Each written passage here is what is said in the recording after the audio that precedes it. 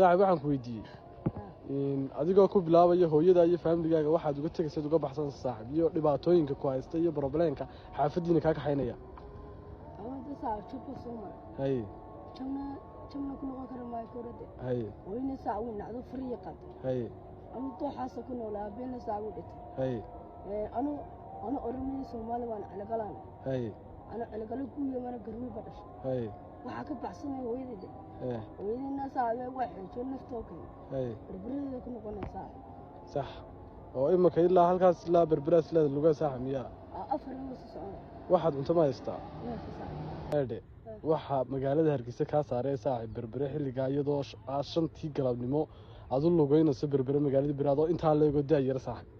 ana saaxiib raafka ka baqanayo roofka saajiir hay raafka ma ka baqanayo berbere oo soo hay shada soo soconaya hay ilaahay kharsinaya ilaahay saaciid arkay hay waraaba ka baqmay ilaahay ka baqanaya hay ولقينا عطنا ما يستول لعنا ما يستول بياسا يا أنت أي